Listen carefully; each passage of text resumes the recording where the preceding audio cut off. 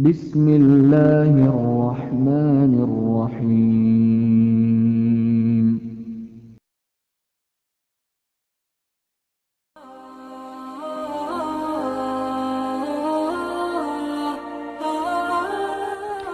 Ini judul diambil dari pemahaman atau tafsir terhadap surat Asy-Syarah atau surat Al-Insyirah. Karena memang seperti yang saya sampaikan pada pekan yang lalu dan beberapa pekan sebelumnya, kalau acara tongkrongan ilmu kita di Rabu malam akan coba kita bedah ayat-ayat atau surat-surat yang populer di masyarakat, dan itu kita coba jadikan semacam standar ataupun quote ataupun petunjuk dalam hidup kita.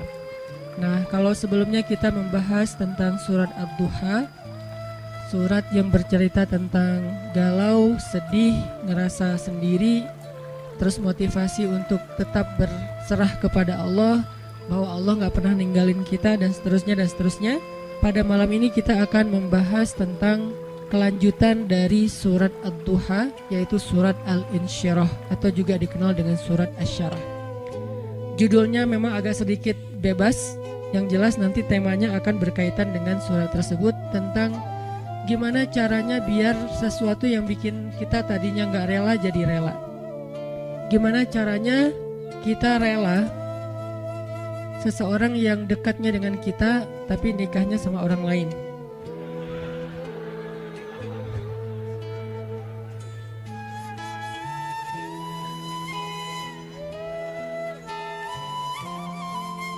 Soalnya saya juga nggak rela. Enak aja. Gimana caranya kayak gitu? Maaf ya, saya belum pernah ngerasain sakit sejauh itu, sedalam itu. Sesakit-sakitnya saya masih ada obatnya. Sekarang udah terobati. Apaan sih?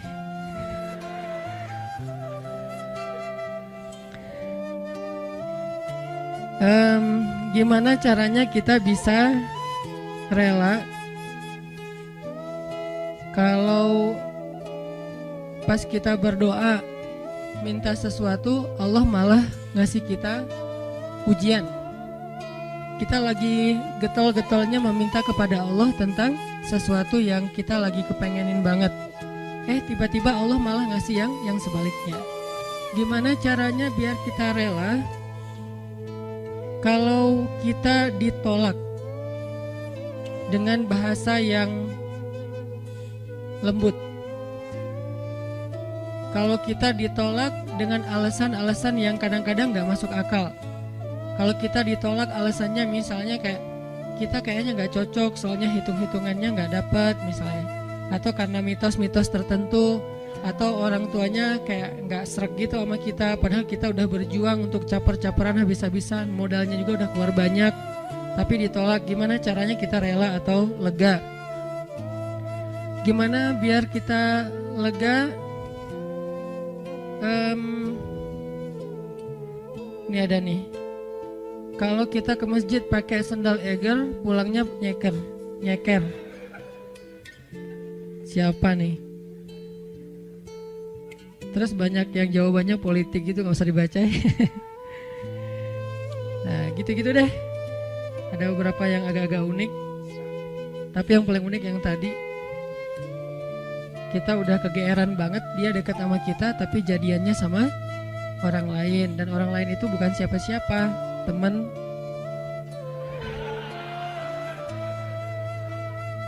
Nah, itu jahat banget. Gimana caranya kita bisa rela? Pernah nggak teman-teman mencoba untuk melakukan sesuatu yang kita tuh udah siap-siap bakal gagal? Kayaknya bisa dipastiin gak akan berhasil. Contoh, kita kayak mau ngedatangin seorang calon mertua yang anaknya itu idola kampus banget, atau idola sekolah, atau teman masa kecil kayak Spider-Man atau apalah. Terus kita kayak yakin banget bahwa kita tuh bukan standar orang tuanya dan pasti kemungkinan besar akan ditolak. Cuman kan gak ada salahnya juga untuk mencoba ya. Nah, ternyata ditolak beneran. Nah, gimana rasanya tuh? Apakah kita bisa benar-benar lega dan gak dendam sama dia? Apakah kita benar-benar bisa ngerasa lega dan akhirnya bisa maafin orang tersebut kalau dia misalnya ngezolimin kita, ngejailin kita, ngecurangin kita, nikung kita? Yang terakhir agak berat sih, yang misalnya dia kayak memfitnah kita, ngomongin kita, mengkomen dengan hate di akun kita, meng-kick kita di grup atau nge-block kita di nomornya. Bisa nggak kita lega, kita rela, terutama kepada Allah Subhanahu Wa Taala? Karena ada orang yang mungkin sering nggak rela dengan perlakuan manusia, tapi dia masih berusaha untuk rela dengan ketentuan Allah. Yang parah tuh sampai ke Allah juga nggak rela. Dia nggak rela ketika Allah memberikan dia satu ketentuan. Bahkan nikmat pun kadang nggak rela. Dikasih nikmat sekian dia berharapnya lebih. Dikasih nikmat begini dia berharapnya begitu. Dikasih fisik yang ini dia berharapnya kayak gitu.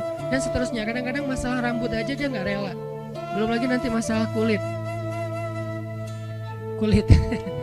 Belum lagi nanti masalah tinggi badan, masalah apa segala macam yang sifatnya emang takdir dia diciptakan kayak gitu. Beda dengan mungkin kalau yang masalah-masalah katakanlah misalnya kayak sesuatu yang sifatnya karena usaha kita kayak berat badan atau jerawatan atau apa, ini kan relatif ya. Tapi kalau emang udah takdirnya kayak gitu dia nggak rela. Termasuk dia nggak rela dengan ketentuan Allah, dia seorang laki-laki sehingga dia pengen jadi ya transgender gitulah, pengen jadi cewek, terus dia cewek pengen jadi cowok, terus dia bingung gitu, kok dua-duanya nggak enak ya, terus saya jadi apa gitu kan ya.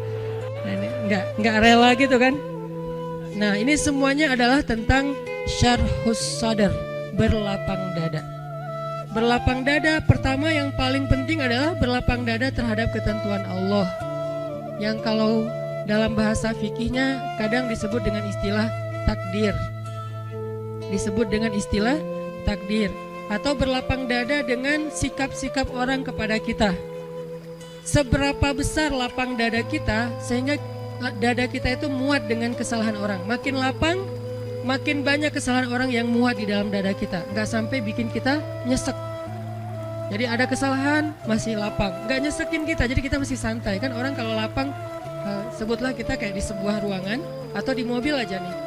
Kebenaran mobilnya mobil city car yang memang dua row gitu, seatnya cuma 4 orang. Nah, kalau masuknya cuma kita driver nih, masuk 1 orang teman, kita merasa sempit nggak? Enggak. Atau kita jadi penumpang sama driver, masuk 1 orang teman masih biasa. Masuk yang ketiga jadi 4 orang sekarang masih biasa. Masuk yang kelima, yang keempat jadi 5 orang, mulai agak-agak gimana gitu, apalagi duduk di belakang kan ya. Nah, kebayang nggak kalau mobilnya bus?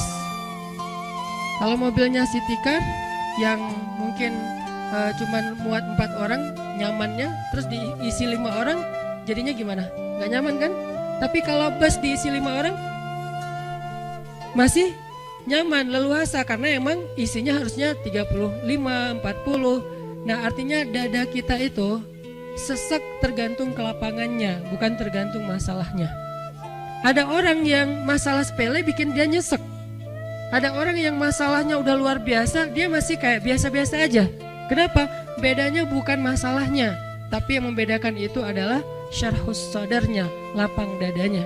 Ada orang ketika diomongin dengan satu komen negatif, hate yang masih wajar lah ya, cuman kayak misalnya bilang ria gitu doang, dia udah langsung rame gitu, udah langsung di replay, langsung terus dia kayak ngedebat gitu, langsung di blok, langsung dia kalau perlu akunnya juga ditutup, dia nggak mau pakai lagi Instagram, pundung gitu. Pundung Vsosmed misalnya. Ini gara-gara apa? Gara-gara ada satu haters yang satu kata doang, ria, sombong. Ini artinya bukan masalahnya terlalu besar, tapi dadanya mungkin belum lapang. Dan itu juga berlaku kepada pasangan, berlaku kepada keluarga, berlaku kepada orang tua, berlaku kepada guru, berlaku kepada banyak urusan hidup kita.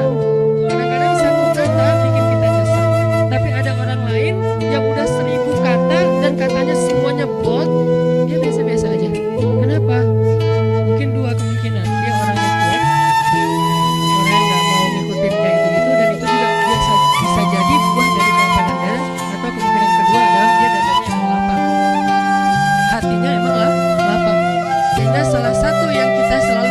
itu apa? Rabbi syrahli, malah sebelum yang lain-lain, Rabbi syrahli sadri. Inilah yang diminta oleh Nabi Musa ketika Nabi Musa diutus kepada Firaun. Allah berfirman di surat Thaha, idhab ila Firaun innahu tagha. Pergilah kamu kepada Firaun, dia itu jahat banget. Tagha itu jahat banget. Tagha itu zalim banget. Tagha itu durhaka. Tagha itu sangat sombong. Tagha itu udah luar biasa kejahatannya. Bukan lagi orang yang kejahatannya masih wajar, udah di atas wajar, namanya tagha. Innahu tagha. Firaun itu luar biasa jahatnya. Apa kata Musa? Musa nggak bilang ya Allah beri saya senjata. Karena kalau Musa minta senjata, Allah bakalan kasih senjata yang bisa ngalahin Firaun. Musa nggak bilang ya Allah kasih saya misalnya harta supaya saya bisa ngebeli semua kekayaan Firaun, kekuasaan Firaun saya bayarin aja lebih daripada Qarun. Malah yang diminta oleh Musa dalam misi yang sangat berat itu apa? Qala rabbi syrahli sadri. Itu pertama yang diminta sama Musa. Musa berdoa setelah Allah memberi dia perintah. Kata Musa, rabbi syrahli sadri. Ya Allah lapangkan dada saya. Lalu yang kedua, wa yassir li amri. Ya Allah mudahkan urusan saya. Jadi kalau dadanya udah lapang, maka urusannya jadi mudah. Kalau dadanya udah lapang, maka hidupnya jadi mudah. Kalau dadanya udah lapang, maka hubungan dengan pasangannya jadi mudah. Kalau dadanya udah lapang, maka hubungannya dengan partner atau teman kerja, tim bisnis kita jadi mudah. Kalau dadanya udah lapang, maka teamwork kita dalam suatu usaha sosial, gerakan dakwah atau apapun jadi mudah. Wa yassir li amri. Lalu setelah itu, wahlul 'uqdatan min lisani yafqahu qawli. Selesai? Belum. Dan kita nggak bacain yang keempatnya, waj'alli waziran min ahli Haruna. Dan beri saya juga seorang pendamping yang dia pintar ngomong dan dia itu lebih ngerti realitasnya, lebih tahu apa yang terjadi di sana, saudara saya Harun, supaya kami bisa sama-sama berdakwah kepada Allah. Jadi yang pertama banget diminta oleh Musa menghadapi Firaun aja lapang dada. Kenapa? Karena kalau Allah kasih kelapangan dada untuk Musa, kejahatan Firaun itu nggak bikin Musa nyesek. Kebayang ya, orang yang lapang dada diperlakukan oleh Firaun aja masih belum nyesek. Gimana kalau suaminya bukan Firaun? Kan banyak ibu-ibu atau istri-istri bertanya, Ustaz gimana menghadapi suami yang pemarah, suami yang galak, suami yang nggak setia, suami yang suami. Sekian banyak kesalahan suaminya. Lebih besar mana dengan